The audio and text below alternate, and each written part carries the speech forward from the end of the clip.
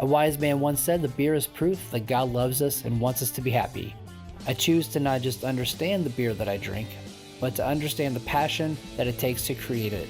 This is Geeks on Tap. Hi, welcome to Geeks on Tap. I'm your host, Jaret, and today I have a special guest. We have our former host, Isaac Harigle, here, and we're going to talk about boomer beers. Now, what's a boomer beer? Well, it's kind of a derisive term nowadays. Okay, boomer is a big thing. I think I've been called okay boomer. I'm a millennial, technically. Or Me too, I guess Gen X. Gen X. So, yeah, you're not a boomer. Nope. So, people might be wondering, why am I wearing a T-shirt under my vest? Well, this is actually in honor of my dad, a boomer. He is a big Longhorn fan, so I am wearing this out of solidarity. All right. Well, anyway, so we're going to feature 3 beers today. The big 3, the ones that, if you're a craft beer fan, the ones you don't even go to be honest. Even if you're curious, you're like, I'll try something from a craft brewery that's similar to that and not that. Anyways, so we've got our Budweiser. This Bud's for you. We've got Coors Light. Let me get this in frame. The Mountain, Probably the worst offender, but we'll talk about the worst offender. Yeah, this is the Mountains. Is it the gimmick where it turns blue, where it's white right now, but as it warms up, it turns blue? Right. I don't know if I think I read somewhere that they stopped doing those cans, but that is the traditional. They would go a certain color if it's cold and temperature right for your Coors. What's the slogan, Isaac? I'm sure that you. The Coors Light is the silver bullet. The silver bullet, and then also it's like the Rockies, right? Yeah, they're Rocky Mountain water, Rocky Mountain Springs and shit like that. Yeah. Yeah, and it's like, yeah, but it still tastes like piss. I'm sorry, guys. Anyways, it's even worse than that. I've drank my own tea by accident. I don't recommend it. And the twisted tea of the bunch right here. That's such a monster. It literally cocked somebody out. The Miller High Life, which they said it's the High Life. I highly doubt it's the High Life. I'm sure if you drink one of these, your life ain't going so well. Anyways, but I digress. I have shotgunned many of those on a New Year's Eve before. We did it at Bangers. It was our because of the fact that we were a beer bar, we didn't do the traditional champagne toast at the end of the night. Yeah. So we would just have all these little, I think they're 10-ounce bottles, maybe 8-ounce bottles of Miller High Life, the little tiny ones. And we would just pass those out to everybody right before midnight and just shotgun them because we closed at midnight. So it was, and there would always be some of them left after shift. And I don't want to tell tall tales, but there were a lot of bottles in the recycling by the end of the night. Yeah, I can't believe how big this is. Who needs this? I'm sorry. Nobody. This is ridiculous. Literally nobody. Nobody needs that. It's a 32 fluid ounce. It's like, what the hell? I'm not drinking that piss. I'm drinking one of my favorite beers in the world, which is Zombie Dust from Three Floyds Brewing out of Munster, Indiana. Okay. That's it's legit beer. One of my favorite IPAs made in the United States. It's everything I love. Some people are Sierra Nevada people, and I love Sierra Nevada, but Zombie Dust is just my jam. It hits all of my sweet spots so fucking much. And Three Floyds wasn't distroing over here to Michigan for a little bit. And then all of a sudden this year, they came back in a huge way. So it's just been a lot of Three Floyds in the Harrigle household. So I'm very excited about it. I had the same problem that you did, which is I tried to go find the beers that we were going to drink, but I didn't want to buy a 6-pack. I didn't want to buy a 32-pack. Yeah. And I didn't want to buy a big boy because I'm a responsible adult and I've got things to do. Well, this is going to be the last one I drink anyway, so this is going to be. It might be the last thing you drink ever. Possibly. Yeah. So, but yeah, you mentioned Zombie Dust about that's your favorite IPA. Now, for me, my favorite IPA is Electric Jellyfish by Pine House Brewing. That is my favorite IPA of all time. I miss it so much. There's so many hazy IPAs up here, and I've found maybe one or two. There's one brewery called Ordock that's up near the lake And they do one called Berserker. That's probably the closest I've found to jellyfish up here. It is phenomenal. Just really nice soft mouthfeel, a little bit of bitterness on the back end. It's got some classical notes, it's got some fruity notes, and it's a little bit fluffier than jellyfish, but it's so damn good. I guess we'll start with the the most famous one, Budweiser. The frogs. You know them, the frogs. Anyways, the frogs was so long ago. That was like. That was like 20 years ago. That was after 9/11. I wanted, or was it was before? It after? It was before. It was like I think it was late before 80s, late 80s, late 90s. What I remember. Yeah. Well, Budweiser is really odd. They're the king of marketing. They are the king of marketing. I will admit that. Yes, they know how to market their beer. They're the largest. I mean, since they sold out to InBev in 2006 or 7, they now dominate the entire global market pretty much. It's absurd how much beer they produce and how much market share they have on everything. But yeah, I've been reading this book called Bitter Brew. So I've been reading that book from him, and it's a really, really wonderful biography of basically the entire Busch family and sort of a history of Budweiser, but it's more about the actual family that owns everything. They're kind of crazy. I'm only about like 75 pages in, and they've already gone through like 3 generations of Bushes. The Anheuser-Busch is literally because the Anheuser and Busch families got together and married. Adolphus Busch, who was the founder of what became Budweiser, he was a German immigrant who had sort of a background in like marketing and beer, basically. And he moved to the States because he had the money to do so.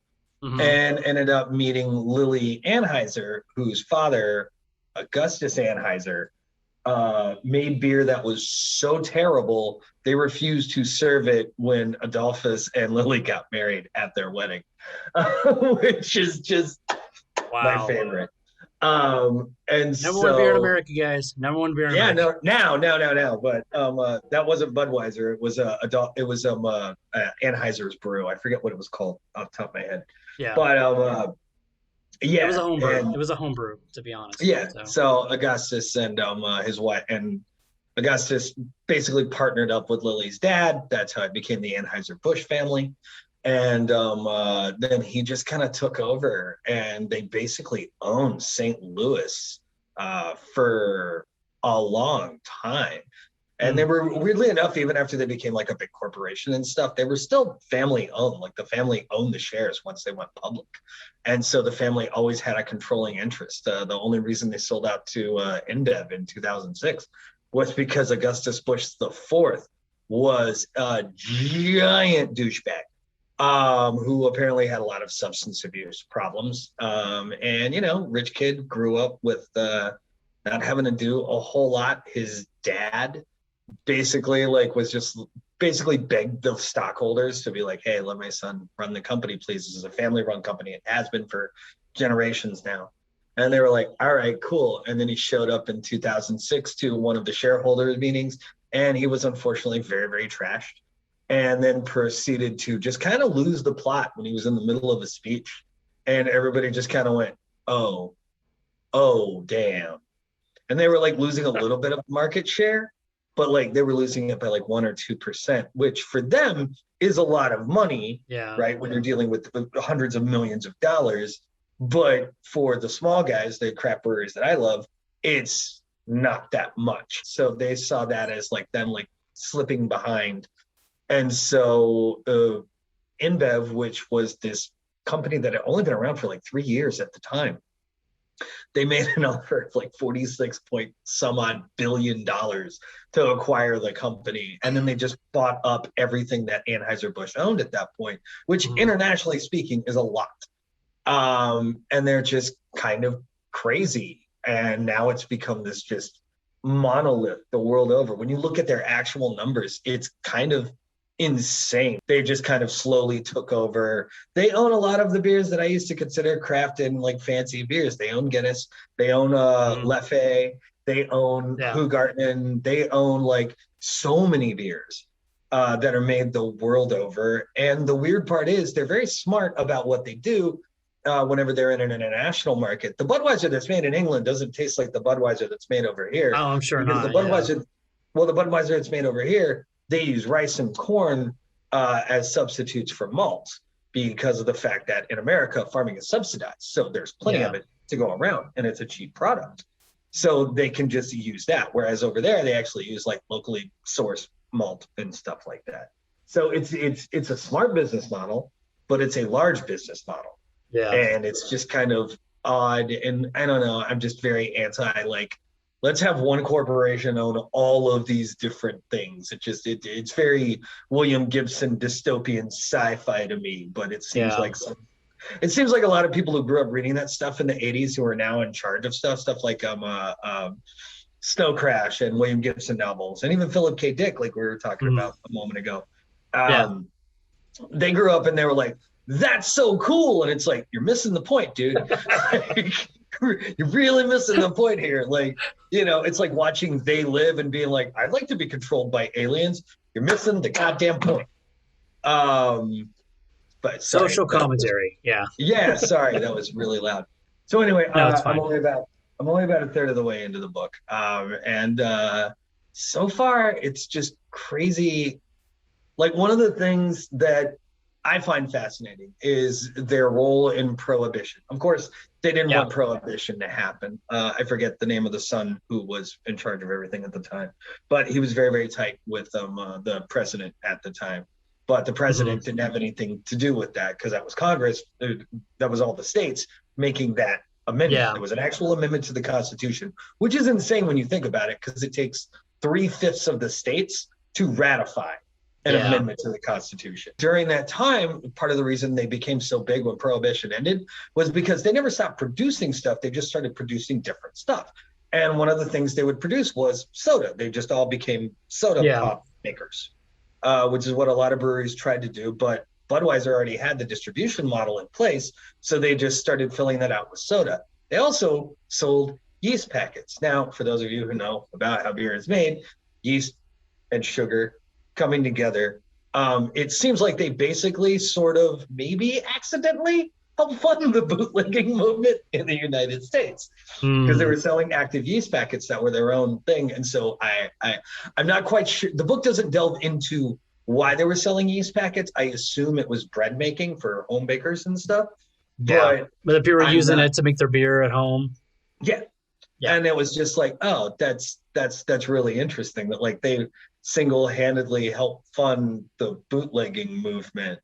And then of course they actually like jumped in with the whole like getting Prohibition repealed, which happened. And then the party after it was done, they sent like 12 cases of beer to the White House. And they also basically, St. Louis became a giant sloppy drunken party for about 2 days until literally all the beer that they had made ran out. So like, it was like everybody had to go dry again a couple of days after Prohibition was lifted because they ran out of beer, which is amazing. But so there was Prohibition, and that was fun. And then after Prohibition was over, basically Budweiser and the other bigger guys, Schlitz and Miller and Coors, they all still had their market share. Basically, they were just ready to go whenever they found out. Like, they had the inside line. They all had political connections, so they knew very good and well that it was probably about to be repealed. So they had time to ramp up and gear up and get ready to go and push it out the door. I haven't gotten into the modern history, but so it's kind of left off at the 20s. But I'm curious to finish reading the rest of the book. I just haven't had a chance to sit down and get into it. Oh, Budweiser owned the St. Louis Cardinals after Prohibition as well. Gussie Busch, who was Augustus II, I believe, really loved. Apparently, he was very hands-on with it, and by that I mean he knew nothing about baseball. He was not an athletically inclined individual, but he loved owning it because it was a part of the city, and he would just show up to the Cardinals training all the time and just kind of get everybody drunk and play cards with people. Like this guy sounds like a blast. I'm not gonna lie. I would hang out with Gussie Bush. He seems amazing. Well, I'm gonna try. I'm gonna try the Budweiser first. Try it. So marketing wise, I'll give you a little bit of history. So the whole thing about them is that the thing that Budweiser has always done, and it was something that the original Bush was very big on, was that it always had to be Beechwood aged. And I did some deep diving into that over time because I've always wondered about it. Like, aging a beer generally imparts the flavor profiles of whatever you're aging it in. Like in the Belgian beers episode, we talked about previous wine barrels, and you get those notes of oak and the souring bacteria and everything. And so I'd always wondered, how does a beer that tastes almost like nothing have an aging component to it? Well, Beechwood is it's a completely aged with water. Essentially. So it's inaccurate to call it aging. It's a part of the maturation process. So it's not rested in Beechwood barrels. Beechwood itself has almost no characteristics whatsoever. It has no like tannins. It has no floral notes. It doesn't give you, like with oak barrel aged stuff, you get those toasted vanilla notes and sort of leathery textures to it. Well, Beechwood is just kind of like, it's just kind of driftwood. And so what it is that they put basically giant paddles of Beechwood into the beer. And what that does is it's so porous that yeast kind of lays on there. And then the yeast just kind of overexcites itself and just cleans up the beer a lot during the secondary fermentation. So it's happening during the lagering process. So basically it's just there to clean up the beer and make it taste less like anything. Because they're trying to keep it from developing the off flavors like diacetyl, which we all know is like a buttered popcorn vibe. A lot of brewers I know can't stand fucking going to the movies because of that. Acetaldehyde, which is a little bit more of that one kind of tastes like rotten apple smell. It's a very like dank, mossy fruit kind of vibe. And so those are the two biggest things when you're dealing with such a light lager to begin with. And of course, because Budweiser is so neutral as a beer to begin with, any of those off flavors are going to show up and it's going to completely ruin the beer. You're going to notice it more in something like that than you would in something that's got something else going on, like a wheat beer or a Hefeweizen or what have you. So yeah, that's Beechwood aging. It's literally just what makes the beer taste like nothing. It's the whole process. Wow. And then Bud Light is basically just Budweiser with like 30% water added to it. Like they're literally just watering the beer down. They're all very low alcohol, generally between like 4 to 5%, I think, for original Budweiser. And original Budweiser is fine. It's a perfectly fine beer. It's fine. Bud Light didn't even come around until the 80s. Bud Light is just the original seltzer. That's all it is, where it's just like, we made something that kind of tastes like something, but it's really nothing. Sapporo, another great light beer, to be honest. Sapporo. Japanese rice lager. It's not dissimilar to what you're drinking. It's just a little more carbonated. Wow, that's like really bubbly. Classical Budweiser has so essentially the style that they developed is literally just a Pilsner. But technically the style by the Beer Judge Competition Guide is American Adjunct Pilsner because they use rice and corn in it. Well, it's really interesting. Now I'm not really getting that flavor that I was getting in the can. I don't know if that has anything to do with it, but maybe I'm just being weird. Once the carbonation level goes out, you're actually tasting the fluid without the interaction of the carbonation in your mouth. So it's just you're just actually tasting. Basically, you'll get a little bit of ricey, corny sweetness to it. Like I've had flat Budweiser before, and it's literally just that. Yeah. Is it so? You would say better in a can or better in an actual container than on tap, basically? Honestly, on tap is better in my mind for most of the mass-produced beers like that. Because it has more carbonation in it, I guess? Yeah, generally you're going to get a better carbonation level out of it. Just don't ever let anybody put it in a cold glass for you. because cold glasses are the work of the devil. And no, you should never put beer in a cold glass because the ice crystals form hypercarbonization and actually makes the beer flatter. Don't do it. You know, it's funny. I've been doing that for years and I did not know about that. So it's good to know. That's why the beer ends up like you lose all the bubbles. That's why they foam over, is because the ice crystals force the bubbles through and it basically makes the beer flat by hypercarbonizing. And then all of a sudden, like, you want Bud Light in a you want a chill glass? A cold glass? No, I don't. I want it in a fucking room temperature glass because I'm an adult. Or put it on ice. Weirdly enough, if you put it on ice, like it comes across a little more champagne. There's a time and a place for every beer. I'm not going to crap on Budweiser as a beer itself because it is a perfectly fine representation of what it is, which is a light, quaffable Pilsner. Right.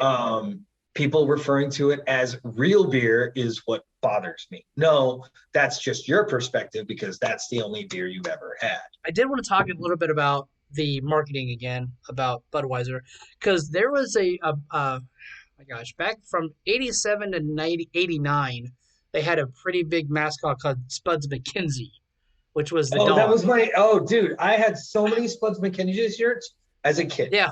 My mom was a big Spuds McKenzie fan. My dad is like, it was just ubiquitous. So Spuds McKenzie was just a pit bull. Mm-hmm. I forget what specific breed of pit bull he was. Yeah, he was white. And he had like it was white, and he had like the black the patch like on his. It was the Petey from the Little Rascals kind of vibe. Right, exactly. Yeah.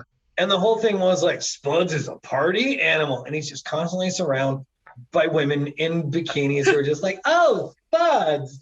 And it's just like, you go back and look, like if there are any of those commercials on YouTube, I highly recommend you look them up and see what beer advertising has always been, which is kind of gross. Like, it's like in the 80s, all the way through the 90s, the Swedish bikini team, St. Pauli girl, for fuck's sake. Like, that's on the bottle, dude.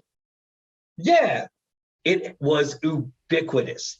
And I'm kind of glad it's not as much now, but it's always been like sun and fun. Like, hey, come drink with us. And like, it's always more like friends at a party. They're outside and there's like string lights, that's what it is now. Like Corona, Corona's like beach, just the beach. Yeah. I appreciate Corona not making it gross though. But it's like, at least that's a simple concept. Like, hey, let's go pretend we're on a beach down in like Cozumel, where it's like, there's just bottle in the sand. I appreciate that. Spuds McKenzie was also weird because it appealed to children. I'm going to get to that in a second. I was in my preteens. I was, Spuds McKenzie was what, 86 to 88, you said? 87 to 89. So 87 to 89, I was born in 75. So I would have been like 13, 14 years old. Yeah. And it was everywhere. Like I had at least 3 t-shirts that I clearly remember. Spuds McKenzie was just the jam. And that's the level of marketing they were appealing to. It was just like dumb 13-year-olds. And I'm like, but it's beer. You know what I mean? We had to, I'm kind of getting back to that because we had 2 dogs, one named Spud, one named McKenzie. Oh, wow. Wow. So that was a big thing in our household. Yeah. Oh, yeah. Like I remember kids in my school wearing Spuds McKenzie shirts. Like that was just a thing that you did. Like everybody just was wobbed and Bud Light. Like, he's cool. He's a party animal. Blah, blah, blah. Oh, it's a dog. Yeah. Oh, it's cool. I can't believe you had a dog named Spuds and McKenzie. This is a 5.5% lager. By the way, we didn't really cover the percentage on it, but very middle of the road. This one's actually less. It's like 4.2. Mm-hmm. So, that's the Coors Light. So there we go. So, and it has a twist off. Yes. It's that weird aluminum can thing where it's just like, why would you bother with that? The can is the can makes more sense to me as a thing because a can is stackable, right? Like you can stack cans on top of each other. They fit together. There's very little space wasted, cylindrically speaking. I'm drinking a Dankful IPA. Oh, nice. Here in Nevada. A slightly lesser version of their torpedo. Yeah, Coors Light. So the whole like it's got to be cold thing, right? The whole reason for that is because of the fact that when something is cold, you don't actually taste it. Yeah. It's a shock to your system. If you hold an ice cube on your tongue for like 10 seconds, anything you eat or drink after that is not going to taste like anything. That's the whole reason behind the whole ice cold thing. You know you have a shit product when your whole idea is to shock your taste buds into not remembering what happened to them. You're basically roofying your tongue. There's kind of example to that. It wasn't this beer, but it was another beer. It was like a beer that I got at a gas station. It was like, oh my God, it was like $3 for a 6-pack. No joke. I'm trying to think what of it like, was. But it was like we got it, and like the more like, oh, this is actually okay, and then like we kept drinking it, and then the more they warmed up, they were like, oh, this is horrible. Yeah, if you can't drink your beer like just shy of room temperature, like if your beer has to be absolutely positively cold the entire time, it's not a good beer. Like just throw it on ice, call it champagne, and be done with it. Like, it's just, I've had a problem with Coors Light for a long time, where it's like you're just. And here's the thing, I will defend Coors Yellow Belly, the OG,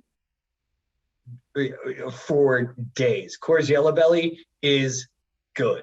It's not great, but I would prefer it over Budweiser's like OG Budweiser lager any day of the week. Yeah. I think it's just a little bit more interesting and there's a little more substance to it. I feel like it goes better with just about everything as well. It's more of to me, it's more indicative of sitting on a porch, drinking a beer. And that was why I got angry about Coors Light for so long, because Coors Light was far easier to find than Coors Yellow Belly. Well, I couldn't even find a single of Coors at all. It's so hard to find. It's almost become a craft beer amongst them. And it's just like there are certain bars that will carry it. But going into a convenience store, you got Coors Light, and then you've got the 5 different varieties of Bud, which also shows you their buying power, and that's a whole thing. Right. But yeah, it's crazy to me that like Coors Yellow Belly, the original, the OG, like you still find Budweiser right next to Bud Light all the time. You don't find often Coors next to Coors Light all the time. Yeah. I mean, this one, isn't this called the Banquet of Beers? Isn't this one called that? The Coors. Oh, Coors. So Coors OG, the Yellow Belly, is also called Banquet Beer. It's called Banquet Beer. Yeah. Yeah. If you look on the actual label, it says Banquet Beer. Just like if you look on the actual label of Miller Lite on a can, especially, it says a fine Pilsner underneath the logo. And that's exactly what I think about. Not great. It's just a fine Pilsner. It's fine. it's all right. It's the one Family Guy joke that always sticks in my head is the purgatory joke, where it's like they're all like, it's one of their random cutaways and they're all like the whole family is floating in purgatory and they're like, this is all right. It's not great. It's not bad. It's not great. It's fine. That's how I feel about Miller Lite. Yeah. So the thing I wanted to talk about was that the original was brewed in 1874. So by this is right, Adolf Coors, great name. Yes. Again, going back to it though, Adolphus Anheuser. Yeah.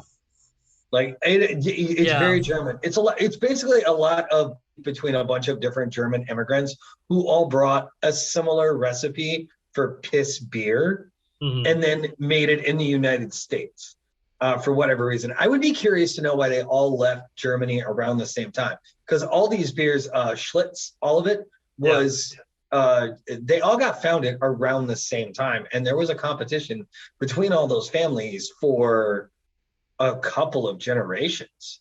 And I would be curious to know, like, what was the inciting incident? Like, I don't know German history enough to know why the late 1860s were the time that well-to-do dudes who were hooked up with the brewing industry came to America. But I'd be curious, because it seems like they all got here around the same time, like within like a 5 to 10 year time span. I just read a book about this and I've completely forgotten. I apologize. But yeah, they're all around the same time, which is the weirdest part to me. I'm just kind of curious, like why they all have beef with one another. If you have enough of these, you're just like, okay. After a while, it's not the taste, it's the feeling. And Exactly. the way that I always looked at beers like that after I really got into craft beer was like, you know what? Sometimes I just want to go pee a lot. Let me ask you this question, actually. What was your first beer you ever had? Was it one of these? One of the big three? I'm trying to think. When you've drank as many beers as I have over the years, I it's know. It kind of blends together. Yeah. uh weirdly enough, it was Bush. Weirdly enough, Bush? Bush beer was very readily available in the area of Ohio that I grew up with. Right. I grew up in, and Was it Schlitz as well, right? Back in the day? yes, Schlitz didn't really have a presence in my life in Ohio. Hmm. Schlitz showed up when I moved to Texas in like the Really? early 90s. Yeah. Schlitz malt liquor was everywhere because that was the thing. That was the rise of like hip hop culture combining with white trash culture. Because I remember specifically sitting in a room of white dudes when Menace to Society came out and everybody suddenly glomming on to the whole like we're so hood, and so everybody just started drinking OEs and Schlitz because of the influence of that movie. Like The everybody had 40s. a beeper. Like go back and watch Menace to Society, and I want you to take a drink every time somebody's beeper goes off because beepers were a real thing. Oh, I And remember I remember Beepers. sitting in a room. I remember sitting in a room full of people. Every time a beeper went off in that movie, everybody was checking their beepers, and none of them were drug dealers. There were entire codes that my friends had worked out. Oh, really? Like Mhm. entire like it was like a Morse code basically for beepers. Yeah, it was basically a crypto code that they had worked out where it was just like I remember one time like, oh, my beeper went off. Oh, it's Casey. Hang on, there's a gas station right there. We'll pull up to the payphone. He like starts translating it with the code that's in his little day planner, and he's just like, oh man, Casey's in jail. Who's got money to bail him out? And I'm like, I don't. Like, who's got money to bail Casey out? And it's like, I guess I'm gonna have to call his mom and dad. That was just what Beeper Life was. It's playing a game of telephone without an actual telephone until you Yeah. get to a telephone. The only beeper story that I have is like I remember I was going to watch. It was me and my dad actually. My dad. Anyways, and we were watching. I saw Titanic for like the third time in theaters, and then like his beeper went off, and then like it said 911, and it was from Yeah. my stepmom, and then like he was like, "We gotta go," and I'm like, "Okay," and then like she was like, "Oh, well, somebody like had something, and it wasn't even like emergency related," and I'm like, "We're about to see the drawing scene again," and then because I had a big crush on Kate Winslet at the time. Anyways, Kate Winslet, it was eminently crushable back then. hmm It's nuts. yeah, I saw that movie like 4 times in theaters. So yeah, last season. I'm really feeling it though, to be honest. So for as little as like the content is on these, like I feel like I'm getting like drunk, like or at least Yeah, I mean, buzz, like, not drunk, I but mean, buzz. I mean, it's a lot. It's quantity over quality at the end of the day. And there's a time and a place for that, and that's why most Yeah, people enjoy them. They, here's my thing. Here's why I will defend these beers' existence as far as them being something that people enjoy. I can never crap on someone who enjoys what they enjoy because it retains your ability to enjoy the delicacies of light beers, right? Where it's hmm like, and also, yeah, sometimes I just want to pound a bunch of beers and be able to not have my palate wrecked and enjoy the food. They're very lightweight. They yep, go with everything because they taste like nothing. right. They don't enhance an experience, but they definitely like Don't diminish it. feel good. Right. There's Yeah, nothing offensive about them. They're the lowest common denominator, and they're the beers that connect with most people for that reason. There's no thought process involved. And again, I don't have a problem with that. I watch trashy TV all the time. I'm a wrestling fan for fuck's sake. And when wrestling is great, It is wonderful, but that's a very small part of it. Yeah.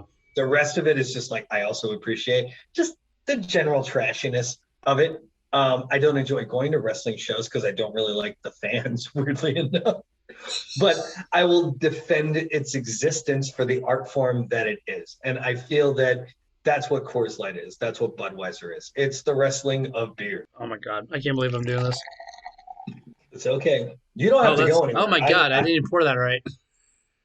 Yeah. So Miller High Life, here's the thing about it. It's called the champagne of beers because they actually do put a heavy level of carbonation into it. And so it's like super bubbly. And I know the head on that is insane. You didn't even do like a heavy like surge pour. Like you just poured it in like normal. Yeah. There's a reason it's called the champagne of beers. They actually I like the bubbles on it. I like the carbonation. What's this called? The lace, right? The lace? Yeah, lacing. Yeah, lacing, yeah. I like that. It just like drops down the side slowly. I think that, to be honest, if I was to pick any of the three beers, this would probably be, I haven't tasted it yet, obviously, but like just from the look of it, this would probably be my go-to, to be honest. It's super bright and it's very effervescent. It's very bubbly. And I feel like I'm remembering this, of course, but the last time that I had a High Life, there's like a little hint of like a brown sugar note on the back end. It's not a terrible beer by any means. It's fine. Yeah. I mean, it's not the best thing ever, obviously. I have better beers in the fridge right now. Hey, here's three of the exact same thing with like mild differences to them. I do it for the clicks, man. Yeah, and the thing is, like at the end of the day, let's face it, they're all fine. It's just fun.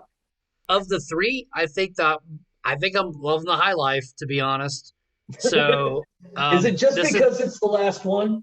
Maybe. But it's still good. Like I like it. It's not as carbonated as the other ones, but it's a lot of. It's nice. It's a little syrup. It's a little corn syrupy.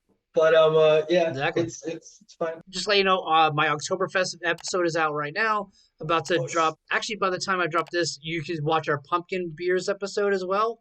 That's going to be out as well. And also watch the episode with Isaac previously and all of Isaac's previous videos because they're great. And they were a foundation of this channel. And we're really happy that he is able to pop in and out to help us with these videos, Isaac. I really appreciate it. As always, I love you guys. Definitely. Well, you can always follow us on social media, Geeks on Tap Show. As always, this has been Geeks on Tap. And remember, your next beer is on us. Cheers. Cheers.